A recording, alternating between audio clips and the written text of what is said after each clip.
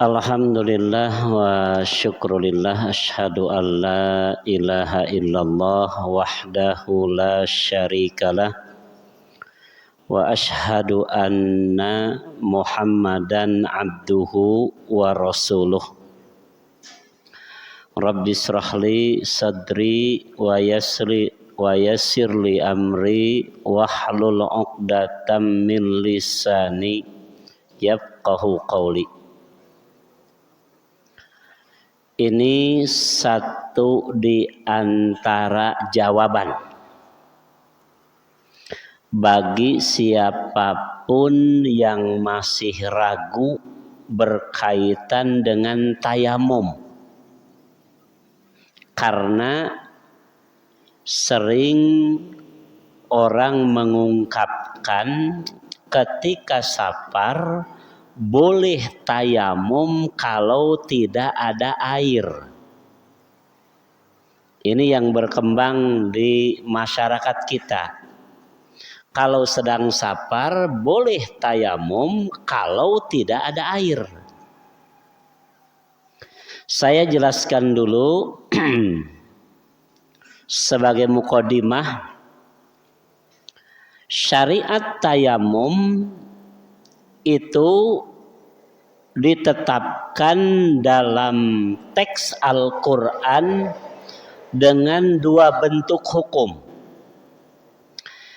Yang pertama, tayamum itu boleh dilakukan ketika orang sakit atau orang safar. Saya ulang. Jadi tayamum boleh dilakukan bagi orang yang sakit atau orang yang safar. Hukumnya boleh. Ada air atau tidak ada air. Yang kedua, hukum wajib tayamum ketika tidak ada air. Jadi satu, boleh tayamum ketika kita sakit atau safar. Boleh wudu enggak? Boleh wudu? Boleh. Karena bahasanya kan boleh tayamum, boleh wudu. Namanya takhyir, pilihan. Hukum yang kedua, wajib tayamum. Kapan? Kalau tidak ada air. Boleh wudu? Boleh wudu? Gak akan bisa. Kan airnya tidak ada. Makanya di sini konteksnya ya bukan boleh tayamum, wajib tayamum. Kalau ada pertanyaan, boleh nggak wudu? Bagaimana mungkin wudu, kan airnya nggak ada, begitu. Nah, dalil yang dikemukakan ada di surat Al-Maidah ayat 6. Ini dalilnya. Jadi yang pokok dalil tayamum itu di surat Al-Maidah ayat 6. A'udzubillahi minasyaitonirrajim. Tidak ada di makalah. Nanti lihat saja di surat Al-Maidah ayat 6. Wa in kuntum mardo au ala safarin au jaa ahadum minkum minal ghaiti aw lamastumun nisa falam tajidu ma'an fatayammamu sa'idan thayyiba. Orang sering mengartikan nih, apabila kamu sakit au ala safarin, atau kamu dalam bepergian dalam keadaan safar, au jaa ahadum minkum minal ghait, atau kamu datang dari tempat buang air, TWC, aula mastumun nisa, atau kamu bercampur dengan istri, Falam tajidu ma'an, lalu kamu tidak mendapatkan air, fatayammamu. Nah, orang sering mengartikan seperti itu. Makanya nanti ya, orang safar boleh tayamum kalau nggak ada air. Kenapa? Konteks ayatnya falam tajidu ma'an fatayammamu. Padahal ketika kita mengartikan ayat ini, coba biar lebih dipahami, wa in kuntum mardo, jika kamu sakit, au ala safarin, atau kamu dalam keadaan bepergian, fatayammamu sa'idan thayyiba. Coba nanti kalau kita lihat ayatnya membaca seperti itu. Apabila kamu sakit atau kamu bepergian, fatayammamu sa'idan thayyiba, silahkan tayamum dengan debu yang bersih. Au jaa ahadum minkum minal ghaid, atau jika kamu keluar dari tempat buang air. Au lamastumun nisa, atau bercampur dengan istri, falam tajidu ma'an, lalu kamu tidak mendapatkan air, fatayammamu. Harus begitu mengartikannya, baru bisa dipaham. Sakit, safar, itu ilat penyebab bolehnya tayamum. Tidak ada air, itu ilat penyebab wajibnya tayamum. Makanya tidak akan ada istilah orang safar kalau tidak ada air tayamum, bukan begitu. Orang safar silahkan tayamum, ada air atau nggak ada air. Orang sakit silahkan tayamum, ada air atau tidak ada air, bukan masalah. Karena penyebab tayamumnya itu sakit, penyebab tayamumnya itu safar. Nah, yang kedua baru jika tidak ada air wajib tayamum. Nah, di sini di makalah ini saya akan menjelaskan berkaitan dengan kaifiyah. Kalau tadi syariat hukumnya seperti itu, nah lalu kaifiyah tayamumnya seperti apa? Di titik pertama dari Ammar bin Yasir qala, hadis muttafaq alaih ini. An Ammar bin Yasirin, dari Ammar bin Yasir, titik pertama di makalah. Qala, ia berkata, ba'asani an-nabiyyu sallallahu alaihi wasallam, Nabi mengutus aku fi hajatin, dalam satu keperluan. Fa'ajanabtu, lalu aku junub. Falam ajidil ma, dan aku tidak mendapatkan air. Junub, air tidak ada.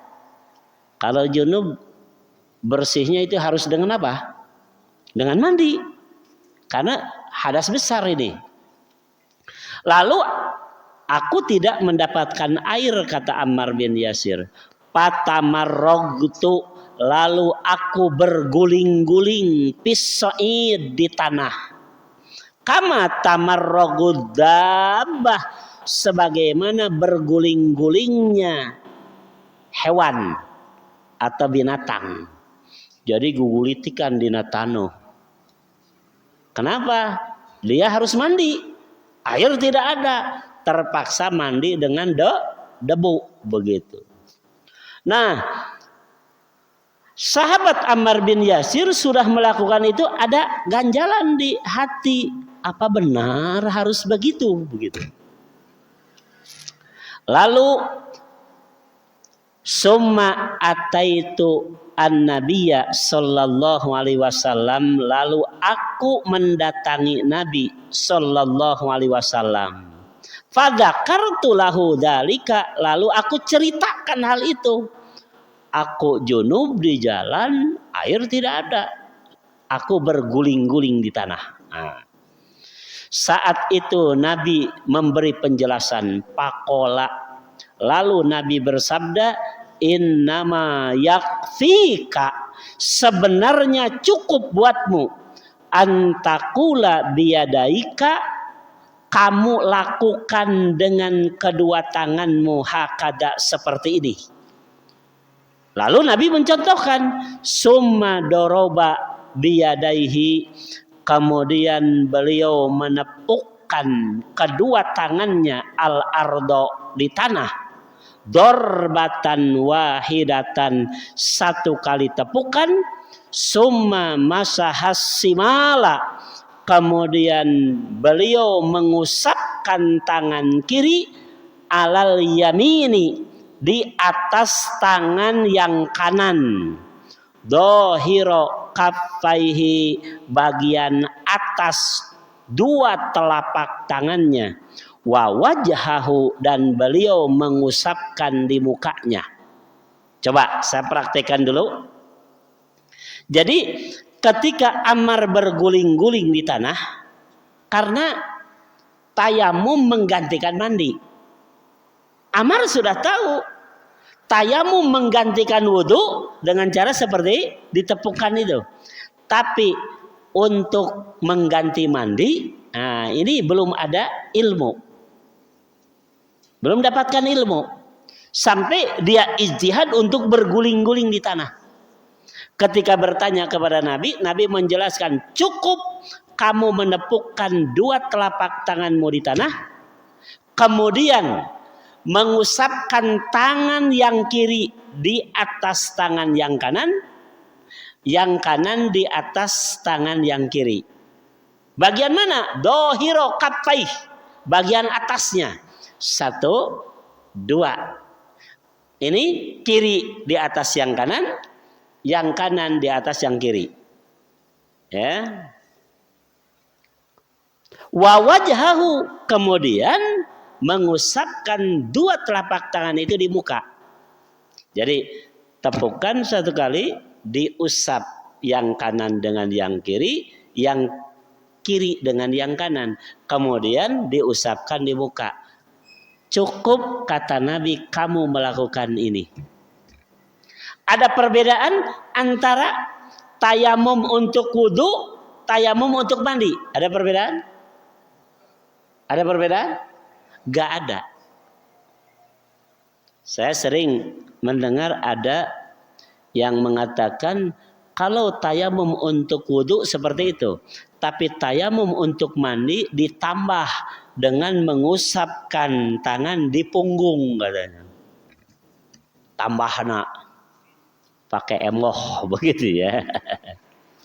Ternyata Nabi mengajarkan gak beda. Tayamum untuk wudhu, tayamum untuk mandi. Artinya tayamum itu statusnya pengganti wudhu, pengganti mandi apabila tidak ada air, ya, atau orang itu sakit atau sedang safar. Jadi 3 ya penyebabnya. Boleh kalau sakit, boleh kalau safar, wajib kalau tidak ada air. Nah kemudian bagaimana dengan tayamum 2 kali tepukan? Ada kan yang mengajarkan 2 kali tepukan, 1 untuk tangan sampai sikut, yang tepukan kedua untuk muka. Apa ini ada hadisnya? Ada. Ya. Ada hadisnya. Itu bisa kita baca di kitab Sunan Ad-Daruqutni. Hadis yang diterima dari Ibnu Umar. Kata beliau, qala Rasulullah sallallahu alaihi wasallam, Rasulullah sallallahu alaihi wasallam bersabda, at-tayammumu dorbatani. Tayamum itu 2 kali tepukan. Ini hadisnya. Dorbatan 1 kali tepukan, lil wajhi untuk muka, Wadorbatan dan satu tepukan lagi lil yadaini ilal mirfaqi bagi dua tangan ilal mirfaqaini sampai dua sikutnya. Nah ini yang sering ini berkembang di kalangan masyarakat ya, satu tepukan untuk wajah, tepukan yang kedua untuk tangan sampai sikut. Jadi sampai sikutnya ya. Cuma hadis ini mauquf. Kalau tadi riwayat Bukhari Muslim yang satu kali tepukan di tangan ya, kemudian muka. Ini hadisnya Bukhari Muslim.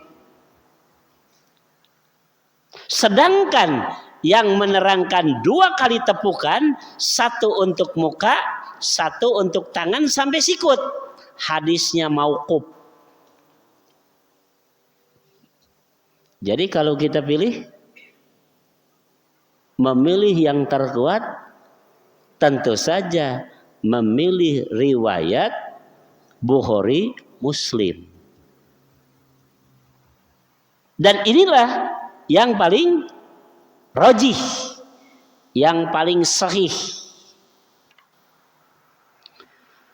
Nah kemudian bagaimana cara yang dilakukan? Muka dulu, tangan dulu. Nah sementara di Quran tadi Allah menyebutkan ya dengan firman-Nya muka dulu, tangan dulu. Muka dulu, tangan dulu. Pamsahu biwujuhikum, usaplah wajah-wajah kamu, wa aidikum minhu, dan tangan-tanganmu. Jadi Quran konsepnya wajah dulu, kemudian tangan. Nah lalu di titik ketiga di makalah Imam As-San'ani menjelaskan berkaitan dengan ayat itu, annal ayata, sesungguhnya bunyi ayat famsahu biwujuhikum wa aidikum minhu. Bunyi ayat yang menerangkan usaplah oleh kamu wajah-wajah kamu dan tangan-tanganmu. Nah, ini bahasanya wajah dulu kemudian tangan. Mujmalatun itu adalah mujmal. Mujmal itu yang memerlukan bayan, keterangan gitu. Lalu bayyanaha sallallahu alaihi wasallam, Nabi sallallahu alaihi wasallam menjelaskan bil iktisari alal kaffaini. Nabi mendahulukan tangan. Tadi kan tepukan, satu kali tepukan, usapkan tangan kiri di tangan kanan, tangan kanan di tangan kiri. Jadi tangan dulu. Padahal di Quran apa dulu? Muka dulu. Nah Imam As-San'ani menjelaskan berkaitan dengan itu. Seolah-olah bertentangan antara Quran dengan sunnah yang diajarkan oleh Nabi. Nah Imam As-San'ani menyebutkan wa afada, lalu Nabi menjelaskan anna tartiba bainal wajhi wal kaffaini ghairu wajibin. Jadi kalau Quran menyebutkan muka dulu, Nabi mencontohkan tangan dulu. Nah gitu. Kenapa? Karena tartib di Quran wajah kemudian tangan itu tidak menunjukkan wajibnya. Kalau tidak menunjukkan wajib, boleh tahyir. Boleh muka dulu, boleh tangan dulu gitu. Makanya dua cara yang dicontohkan Rasul ini mengenai tayamum. Jadi boleh mendahulukan muka, boleh mendahulukan tangan ketika tayamum. Titik ketiga ini menjelaskan cara tayamum yang diajarkan Rasul. Wa fi lafdin li Abi Daud, dan dalam satu lafaz riwayat Abu Daud Nabi menjelaskan summa doroba, kemudian beliau menepukkan, ya, mengusap bisimalihi dengan tangan yang kirinya, ala yaminihi di atas tangan yang kanannya. Ya, Nabi menjelaskan tangan dulu nih. Kiri diusapkan di atas yang kanan, ya. Wa biyaminihi, dan dengan tangan kanannya ala shimalihi di atas tangan kirinya. Nah, jadi kiri di atas yang kanan, ya, yang kanan di atas yang kiri. Nah. Alal kattaini, di atas dua telapak tangannya. Jadi tidak sampai tangan, tidak. Karena dalam bahasa Arab nanti secara lughah ini dari sini sampai sini namanya kapun, ya. Dari sini sampai sini namanya saidun. Dari sini sampai sini namanya adud. Jadi kapun sampai sini, saidun sampai sini, adudun sampai sini. Makanya Nabi menerangkan kapa ini dua telapak tangan, bagian atas yang diusap itu. Kenapa bagian bawahnya tidak diusap? Karena sudah ditepukan di tanah. Seperti itu. Ini penting. Bahasa itu penting. Jadi kapun, ya, saidun, adud. Dari sini sampai sini namanya yadun. Ini juga penting, harus diketahui. Makanya nanti dari tidak tahu bahasa lughah dalam bahasa Arab, nanti bisa salah menerapkan hukum dan kaifiah ibadah. Contoh, Bapak sering lihat orang yang sedekap Allahu Akbar. Sering lihat yang gini. Kenapa? Karena bahasa hadis semuanya mengatakan Nabi menaruh tangan setelah takbiratul ihram di mana? Ala sodrihi, di atas dadanya. Sakamalam ayat. Nah, kenapa di sini? Kan ala sodrihi. Mereka mengartikan dada itu ini. Makanya Allahu Akbar begini.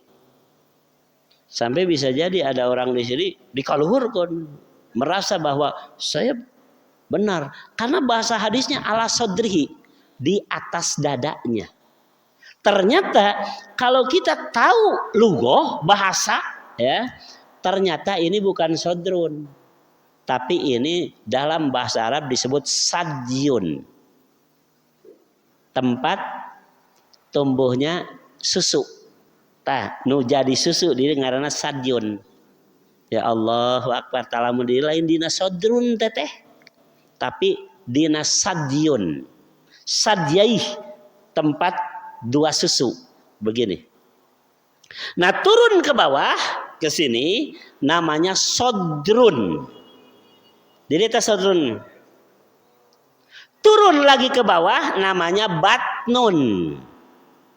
Jadi kalau Nabi menyebutkan tangan itu ditaruh di atas dada, bukan di sini, tapi di sini. Kenapa? Di sini namanya sadyun, di sini namanya sodrun, di bawah namanya batnun. Ini lughah. Makanya kalau kita tidak tahu lughah, berarti bisa jadi kaifiah ibadah salah. Karena mengartikan, ya, dari segi bahasa tidak tepat. Makanya tangan di atas dada, bukan di atas sadyun, ya, tapi di atas sodrun. Nah, di sini Nabi menjelaskan, ya, alal kattaini, di atas dua telapak. Dari sini yang diusap itu. Kemudian di bawahnya, titik kedua dari bawah, wa fi riwayatin lil Bukhari, Dan dalam riwayat Bukhari diterangkan wadoroba bikafaihil ardo. Beliau menepukkan dengan dua telapak tangannya di tanah, wanupiho pihima. Nah ini perbedaannya. Jadi dua cara tayamum, satu ditepukkan di tanah, diusapkan di tangan, kemudian di muka. Tidak ditiup. Tapi kalau mau mendahulukan muka, tepukkan telapak tangan di tanah, kemudian ditiup keduanya, diusapkan di muka, kemudian diusapkan di tangan. Ini perbedaannya. Dan ini ya tidak ada yang lebih sahih dari ini kan. Mudah berarti ya. Ternyata tayamum disyariatkan pengganti wudhu juga pengganti mandi. Gak ada beda tayamumnya seperti itu. Mudah. Kok begitu mudah katanya tayamum? Ya memang sudah mudah dari sananya. Agama itu mudah. Tidak ada yang sulit. Lalu ada orang yang mengatakan boleh tayamum katanya dengan debu tapi harus menggali ya, tanah satu sikut katanya. Jadi sasiku kokara diambil tanahnya, dikeringkan, disangrai heula. Lamun dek sapar teh mawa tanah eta keur naon? Keur tayamum. Bagaimana ya orang berpikir seperti itu? Tayamum itu kan rukhsah, keringanan. Kalau tayamum mesti menggali dulu tanah satu sikut, dikeringkan sampai jadi debu. Bagaimana agama menyebutkan itu rukhsah? Malah itu lebih sulit. Ya, jadi mempersulit. Saya berpikir daripada neangan ngagali tanah mending neangan cai. Begitu ya, begitu seperti itu.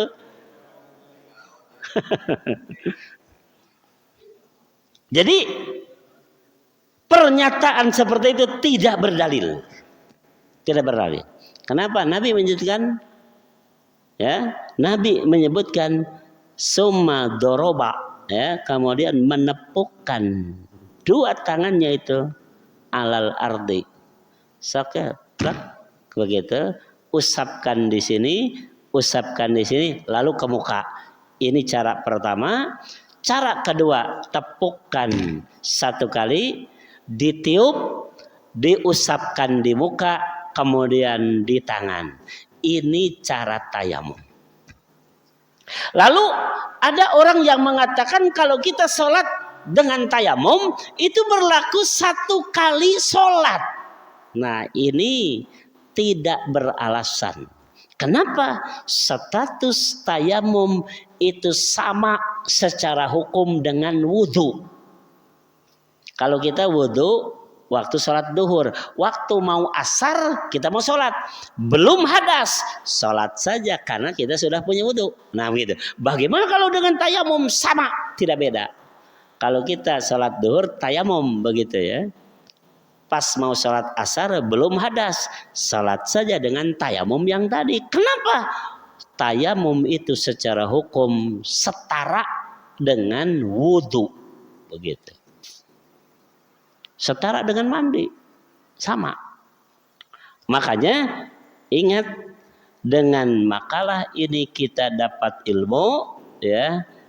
Tayamum itu adalah fardun, wajib, ya. Man ajnaba, bagi orang yang junub, walam yajidil ma, tapi tidak mendapatkan air, wajib tamatah. Sedangkan tayamum itu yubahu, boleh dilakukan bagi orang yang maridun, sakit, au saparun, atau sapar. Dengan cara boleh dilakukan cara yang pertama, tepukkan satu kali di tanah, kemudian diusapkan di tangan, ya. Kemudian yang kiri dengan yang kanan, kemudian diusapkan di muka. Cara kedua, tepukkan 1 kali, ditiup dulu, diusapkan di muka, kemudian diusapkan di tangan. Itulah kaifiah tayamum yang diajarkan Rasul Sallallahu Alaihi Wasallam. Boleh tahyir, boleh pilih cara yang pertama atau cara yang kedua, dan itu sebagai pengganti dari wudhu dan mandi. Itu saja barangkali yang dapat saya sampaikan. Mudah-mudahan ini menjadi tambahan ilmu bagi kita semua. Barakallah li walakum. Wassalamualaikum warahmatullahi wabarakatuh. Bismillahirrahmanirrahim. Terima kasih. Mengenai tayamum tadi, aplikasinya atau prakteknya itu apakah kalau kita di dalam kendaraan, apakah ke kursi, ke kaca atau ke di bawah ngambil budunya debunya. Bagaimana itu secara prakteknya. Kemudian yang kedua, ada orang yang safar, dia membawa debu dari rumahnya. Iya.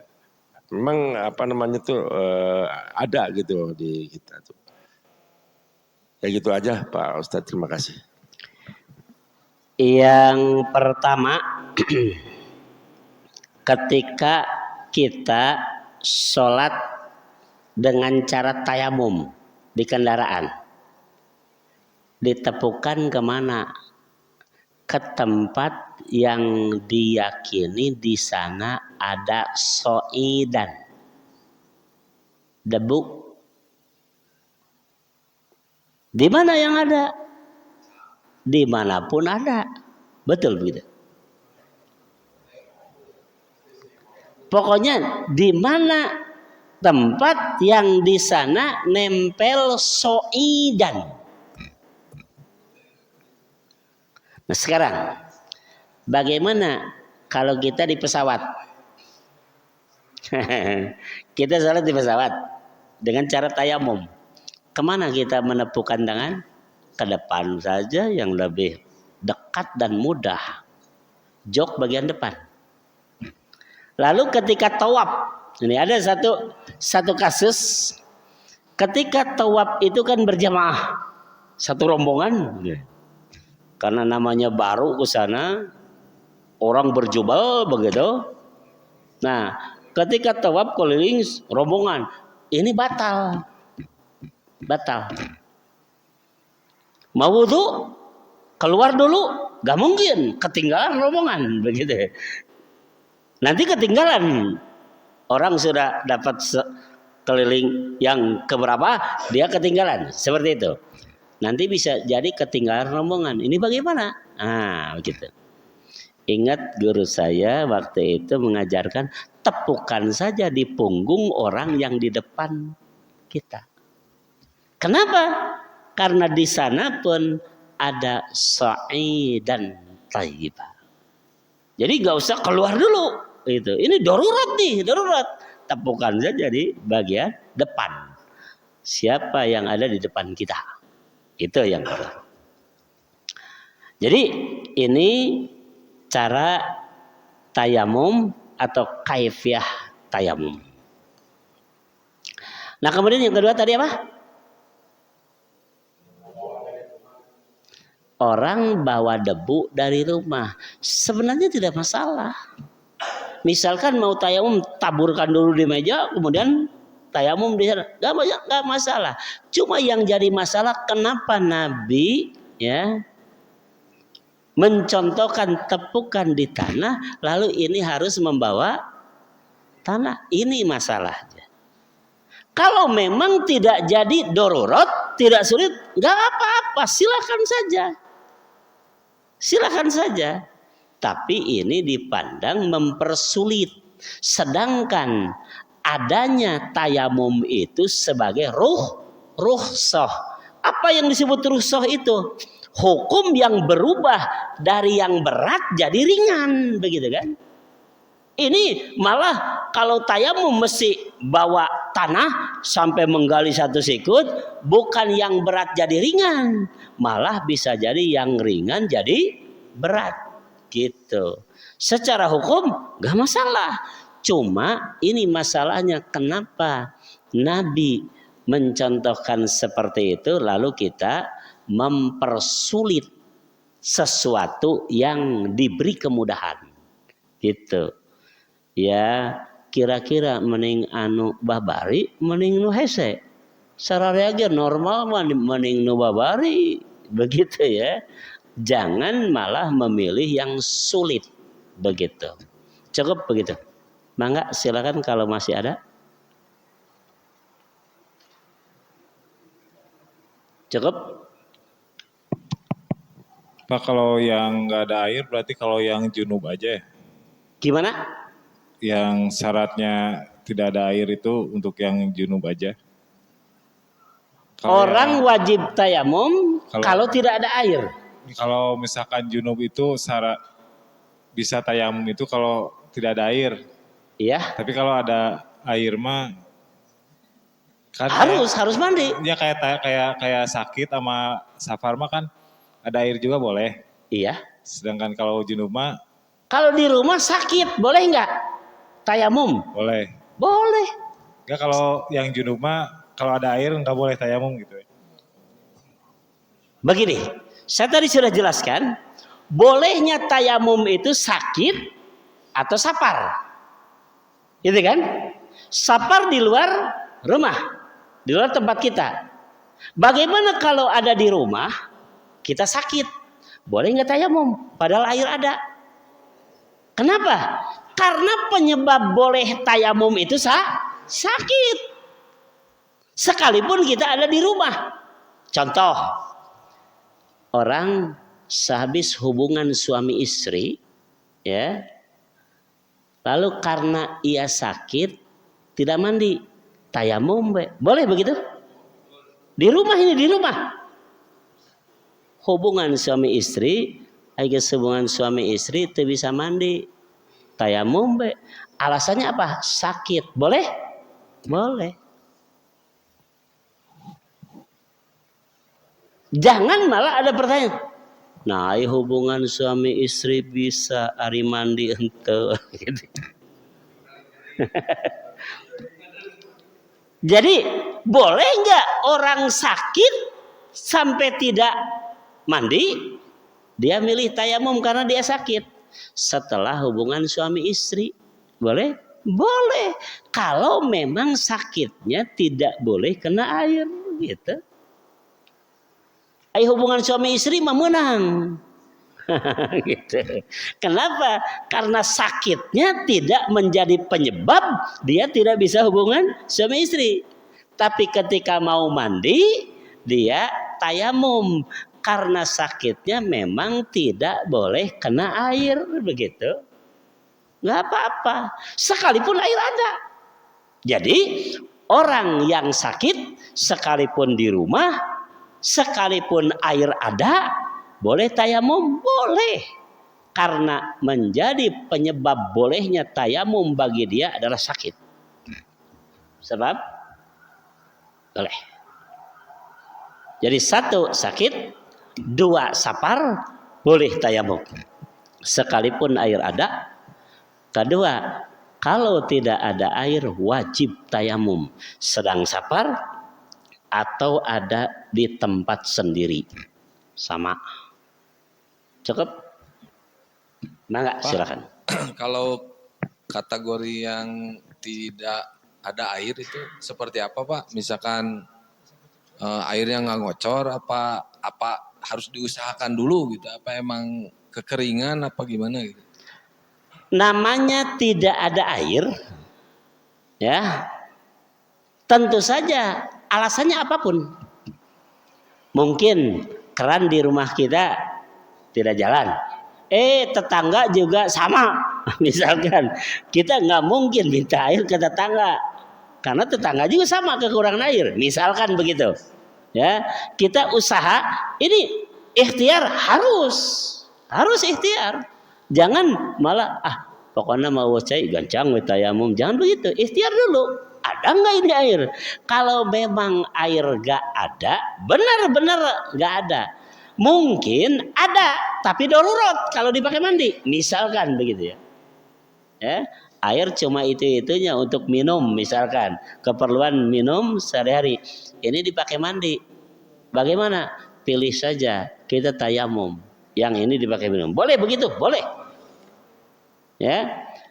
Yang jelas dengan kita menggunakan air, kita darurat sampai kita kehausan nggak bisa minum, misalkan begitu, pilih saja tayamum begitu.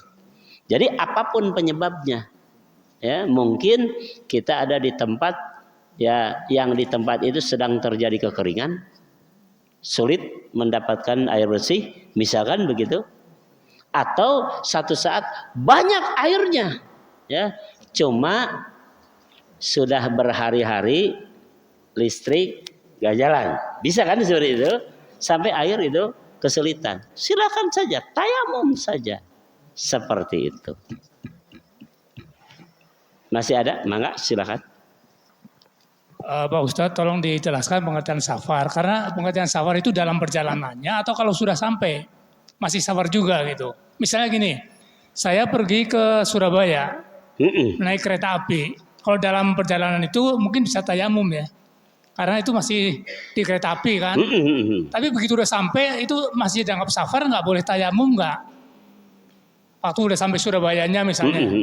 Itu masih, ya terus satu lagi itu kalau tayamum sama sholat jamak qashar itu satu paket nggak? Cukup begitu. Ya. Yang pertama ya, ketika kita safar. Ini alasan kita boleh tayamum, gitu kan? Ketika safar, wa in kuntum mardo au ala safarin, gitu kan? Penyebabnya boleh kita tayamum.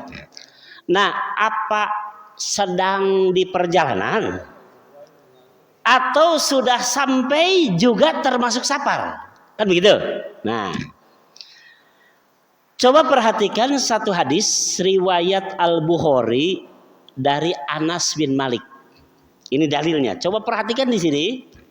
Jadi yang disebut safar itu di perjalanan atau di perjalanan sampai tempat sampai pulang lagi, begitu kan gitu.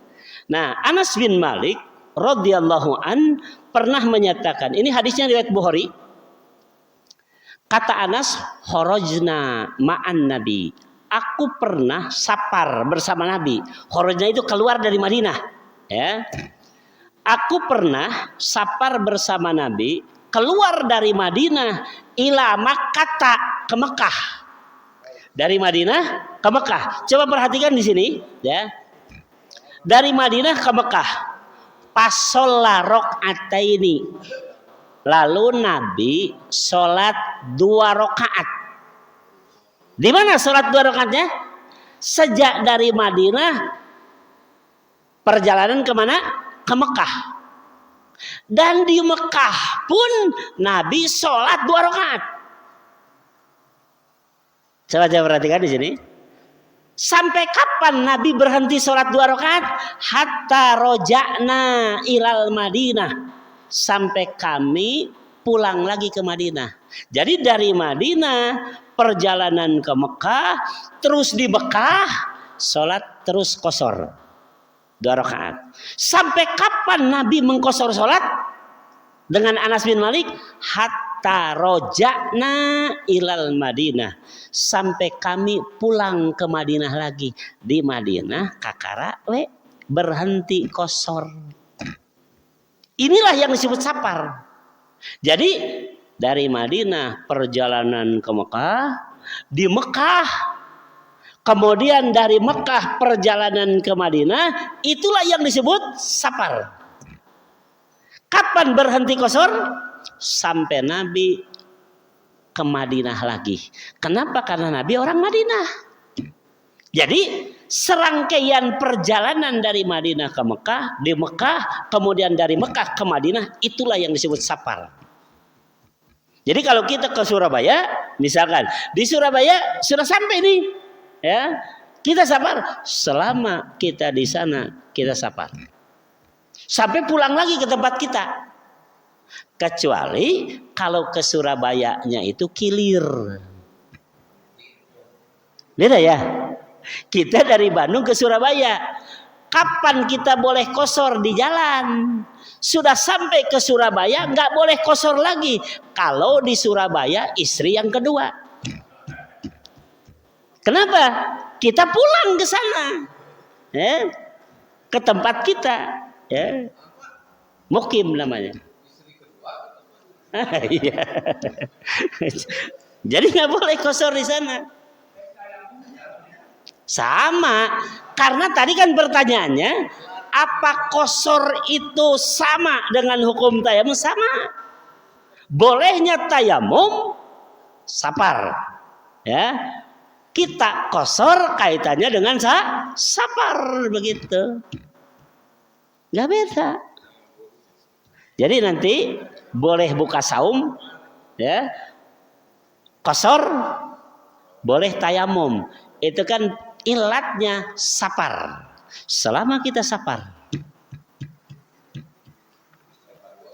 Nih, kita pulang ke Jakarta. Kita pergi ke Jakarta. Dari Jakarta pulang mau ke sini. Ya, pulang mau ke sini. Kita nyampe di Al Amanah sana.